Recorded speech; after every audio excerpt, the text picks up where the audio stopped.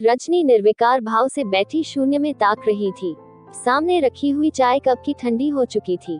कल तक जिस घर में हंसी मजाक ठहाकों की आवाजें गूंजती थी, रसोई खुशबू से तर रहती, कहीं बेटी की साड़ियां बिखरी होती तो कहीं सलवार कमीज, कभी कौन सी फिल्म देखने जाना है इस पर भारी डिस्कशन होता तो कभी अगली छुट्टियों की प्लानिंग। पर आज पूरे घर में गहरी चुप्पी थी। रजनी के कानों में अचानक बेटी और नातिन की आवाज गूंजने लगती, पर नजरें उठाकर देखती तो साए साए करता उदास घर खाने को दौड़ रहा था।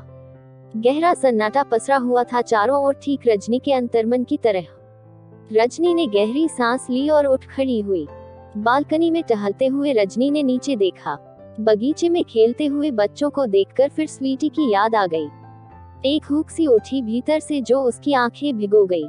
बिल्कुल अनु पर गई है स्वीटी। हाँ, अनु भी तो इतनी ही थी जब उसकी गोद में आई थी। वक्त पंख लगाए कैसे उड़ जाता है पता ही नहीं चलता। रजनी बालकनी में रखी आराम कुर्सी पर आंखें मूंद कर बैठ गई।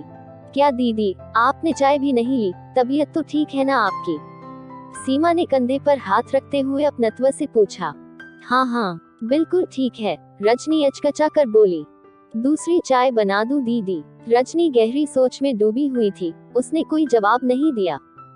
क्या बात है दीदी, लगता है आपको अनु की याद आ रही है। सीमा वर्षों से रजनी के पास काम करती थी, भली भांति जानती थी कि उसके मन में क्या चल रहा है।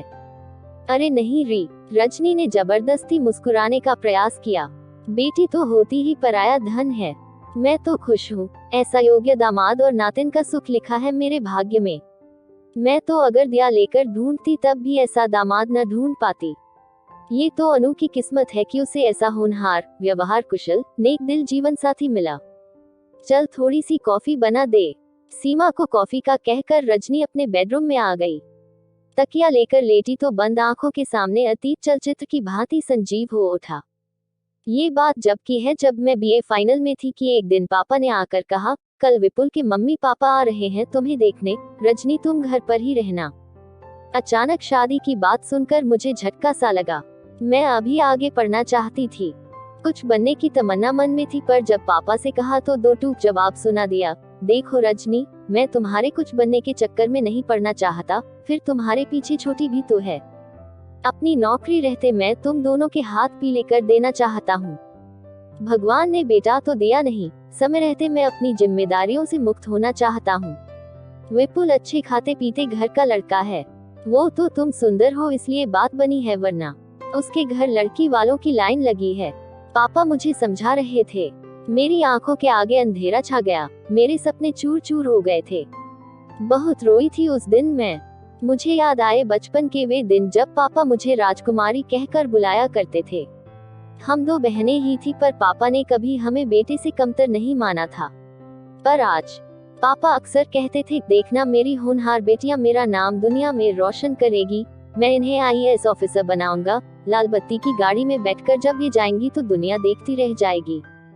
पर मम्मी के जाने के बाद पापा बिल्कुल बदल गए। हमेशा हंसते रहने वाले पापा का स्वभाव चिड़चिड़ा हो गया था। उन्हें अपनी जिम्मेदारियों से निवृत्त होने की भी बहुत जल्दी थी। उन्हें लगता कहीं मेरी भी असमय मौत हो गई तो शायद ये भय उनके डिप्रेशन का कारण बन गया और ली गया हमारे तमाम सपनों को। मैंने और छोटी बहन दामिनी ने बहुत कोशिश की, पर पापा को डिप्रेशन से बाहर नहीं निकाल पाए। अब तो घर में वही होता जो पापा कह देते। जिस दिन विपुल अपने मम्मी पापा के साथ मुझे देखने आए, उसी दिन मेरी और विपुल की सगाई तय हो गई और परीक्षाएं खत्म होते ही विवाह। सब कुछ इतना आनंद फानन में हुआ कि सोचने समझने का मौका ही नहीं मिला। वैसे विपुल मुझे भी पसंद आया। लंबा कद, गौर वर्ण और उसका शायराना अंदाज। अब मेरे सपनों में था विपुल, और सिर्फ विपुल। मेरे पापा से सारी शिकायतें भी रफा दफा हो गई थी। मुझे विपुल से इश्क हो गया था। सच लड़कियां भी बड़ी अजीब होती है। उनकी जिंदगी में इश्क का मौसम आते ही वे सब कुछ ड्रॉप कर देती है। सारे सपने, ख्वाहिशें, तमन्नाएं कर देती है प्रेम के हवाले। आई एम इन लव, इस एक वाक्य के सहारे वो सब कुछ छोड़कर उस शख्स के साथ उड़ जाती है सपनों के रंगीन आसमान में, जिसे कल तक वो जानती तक नहीं थी।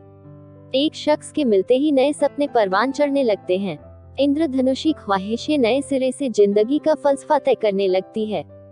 पूरी दुनिया को उसी नजर से देखने लगती है जिन आंखों में उसे खुद के लिए प्यार दिखाई देता है।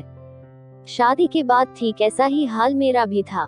विपुल को देखकर दिन शुरू होता तो विपुल की बाहों में रात। मैं वही पहनती जो विपुल को पसंद था, वही करती जो विपुल को पसंद आए। मेरी सोच विचार सब पर विपुल का कब्जा था। विपुल के प्यार का जादू मेरे सर चढ़कर बोल रहा था। मेरी जिंदगी विपुल से शुरू होकर उसके आगे पीछे लट्टू की तरह नाच रही थी। शादी के महीने भर बाद हम हनीमून मनाने गोवा चले गए।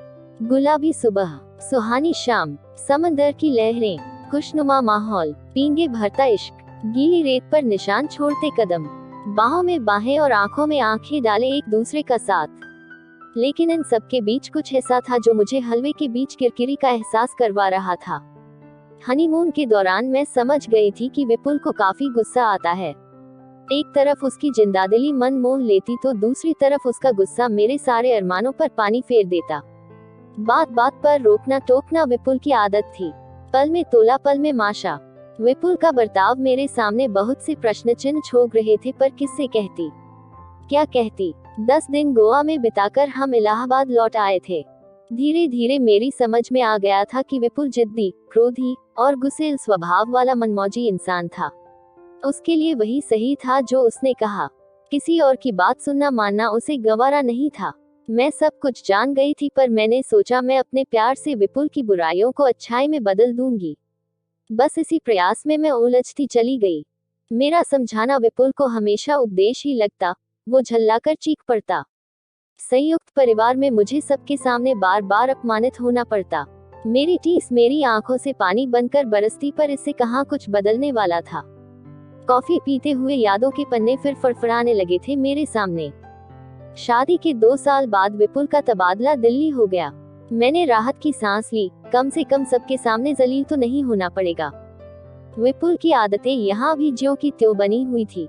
हर बात हर चीज में मीन मेख निकालना, चिल्लाना, अपनी टांग छोटी से छोटी और बड़ी से बड़ी बात पर ऊपर रखना उसके स्वभाव का हिस्सा थी। मैं लाख कोशिश करती, पर विपुल किसी परिवर्तन के लिए तैयार नहीं था। कभी कभी मेरा मन करता कि सब कुछ छोड़कर कहीं भाग जाऊं, कहीं दूर, बहुत दूर, पर कहाँ? ये ऐसा प्रश्न था जिसका जवाब नहीं था मेरे पास। परंपरा की बेड़ियों में जकड़ा मेरा मन डोली में आने वाली सिर्फ अर्थी पर ही वापस जाती है कि आगे कुछ सोच ही नहीं पाता। दिन, महीने, साल यूं ही गुजरते जा रहे थे। धक्का मुक्की करते हुए सांसें चल रही थी। मेरा मोम दिल पत्थर होता जा रहा था। मुझे सब कुछ सहने की आदत सी हो गई थी, फिर चाहे वे शब्दों के तीर हो या कुछ बोलने की एवज में मिलने वाला तमाचा। शादी को 4 साल बीत गए थे, पर मेरी गोद सूनी ही रही। विपुल को एक और बहाना मिल गया था मुझे अपमानित करने का। भगवान भी न जाने किन कर्मों का फल दे रहा था। डॉक्टर ने तो सब कुछ नॉर्मल ही कहा था, पर हारे हुए जुआरी की तरह चुप रहना ही मेरी नियति बन गई थी। कॉफी खत्म कर टहलते हुए याद आया वो दिन जब अनु मेरी जिंदगी में आई। उस दिन सुबह आंख खुली तो लगा नीचे काफी शोर हो रहा है। मैंने बालकनी से देखा, पर माजरा समझ नहीं आया तो फिर नीचे चली गई। पुलिस भी थी। पता चला किसी टैक्सी वाले की टैक्सी में कोई अपनी 1 साल की बेटी को छोड़ गया था। बच्ची उस भीड़ को देखकर लगातार रो रही थी। सब उस मासूम से तरह तरह के सवाल कर रहे थे, लेकिन वो उन सब अजनबियों को फटी फटी आंखों से देखती और फिर रोना शुरू कर देती। पुलिस अपनी पूछताछ कर रही थी। टैक्सी वाला अपनी अनभिज्ञता की कहानी कह रहा था। लोगों के कयास जारी थे, कोई माता पिता के भूलने की बात कहता, कोई जानबूझकर छोड़ देने की, कोई बेपरवाही के अन्य किस्से सुना रहा था, तो कोई भगवान की लीला बता रहा था, पर किसी को बच्ची की परवाह थी ऐसा नहीं लग रहा था। मैंने आगे बढ़कर बच्ची को गोद में ले लिया और फिर पास ही की पान की दुकान से टॉफी और बिस्किट खरीद दिए। बच्ची थोड़ा सा स्नेह पाकर चुप हो गई। मेरी ममता मुझे मजबूर कर रही थी। मैं लगातार उसके सर पर हाथ फिराती रही। पुलिस ने अपनी कार्यवाही समाप्त की और मेरी गोद से बच्ची को लेने लगी। मैं जैसे ही बच्ची उन्हें सौंपने लगी वो फिर से रोने लगी। अब मेरी ममता अपने चरम पर थी। मैं उसे रोते हुए नहीं देख पा रही थी। फूल सी नन्ही जान मेरी गोद से नीचे नहीं उतरना चाहती थी। उसने मेरी साड़ी का पल्लू कसकर पकड़ रखा था। मेरे भीतर की माँ ने बिना विपुल की परवाह कहा, जब तक इसके माता पिता नहीं मिल जाते क्या मैं इसे अपने पास रख सकती हूँ। पुलिस वालों की तो जैसे बला टली। क्यों नहीं, जब इसके माँ बाप मिल जाएंगे हम इसे ले जाएंगे। मेरा नाम पता नोट कर पुलिस ने अपनी राह पकड़ी और मैंने अपनी। मैं बच्ची के सर पर हाथ फिराते उससे बातें करते जब घर के दरवाजे पर पहुंची तो होश में आकर ठिठक गई। विपुल दरवाजे पर ही खड़ा था। विपुल, ये बच्ची अपने माता पिता से बिछुड़ गई, बुरी तरह रो रही थी। तो मैंने किसी तरह थूक निगलते हुए मैंने कहा। विपुल पांव पटकते हुए भीतर चला गया।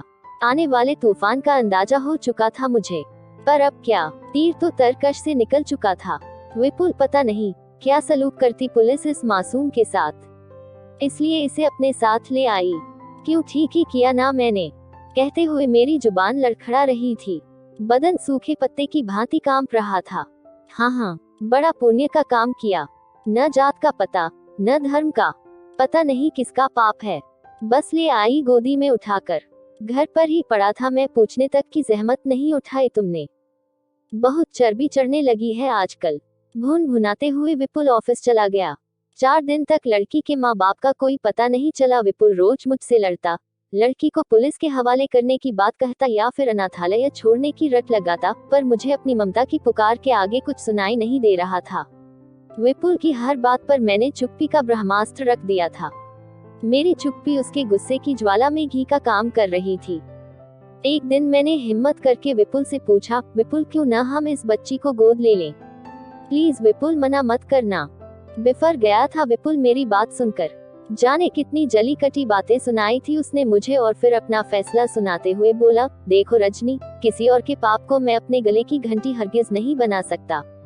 मैं 3 दिन के लिए कंपनी के काम से बाहर जा रहा हूँ। जब वापस आऊं तो ये पाप का टोकरा मुझे यहाँ दिखाई नहीं देना चाहिए, वरना ऊपर से नीचे फेंक दूंगा। दहाड़ता हुआ विपुल चला गया। भीतर तक कांप गई थी मैं। अजीब कश्मकश थी।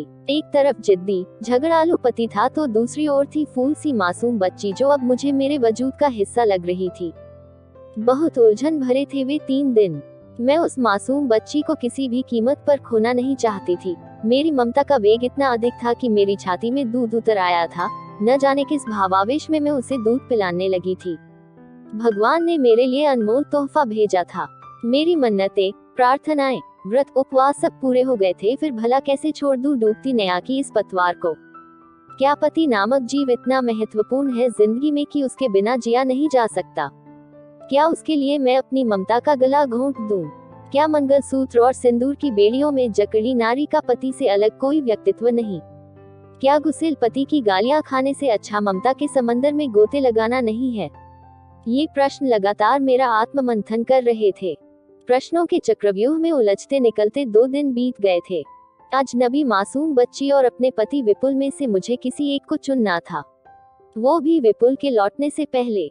आखिर बहुत सोचने के बाद मैंने फैसला लिया कि मैं न तो इसे पुलिस के हवाले करूंगी, न ही इसे अनाथालय भेजूंगी। पत्नी बनकर बहुत जी ली, अब माँ बनकर जीने की इच्छा और दृढ़ निश्चय ने मुझे जोश से भर दिया था। मैंने अपना सामान बांधा, जेवर और पैसे भी रख लिए। मैं जानती थी जब तक कोई स्थायी इंतजाम और नौकरी नहीं मिलती इन्हीं रूपों से काम चलाना होगा। विपुल के नाम मैंने एक छोटा सा खत छोड़ दिया। विपुल, मैं जा रही हूँ, पत्नी बनकर जी ली। मुझे नहीं लगता तुम्हें मेरी कोई खास जरूरत होगी। आज इस मासूम को मेरी जरूरत है। तुम इसे अपना नहीं सकते और मैं इसे छोड़ नहीं सकती, इसलिए जा रही हूँ। माँ बनकर जीना चाहती हूँ।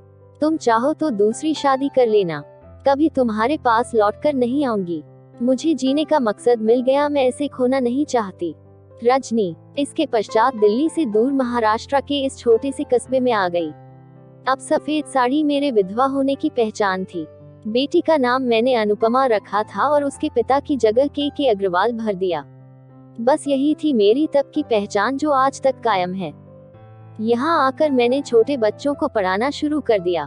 बाद में एक स्कूल में नौकरी मिल गई। अनु और मैं साथ साथ स्कूल जाते। जिंदगी की आवश्यकताओं को पूरा करने जितनी आमदनी हो जाती थी। अनु धीरे धीरे बड़ी हो रही थी। पढ़ने में वो काफी तेज थी। टेबल टेनिस खेलने में उसका कोई जवाब नहीं था। राज्य स्तरीय कई पुरस्कार उसे मिले थे। इसी दौरान उसकी मुलाकात संदीप से हुई।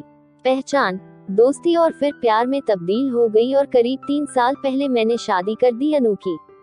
पिछले 10 दिन अनु, संदीप और नातिन स्वीटी छुट्टियां मनाने आए थे मेरे पास। मैं आज पूरी तरह संतुष्ट हूँ, एक माँ के रूप में, नानी के रूप में।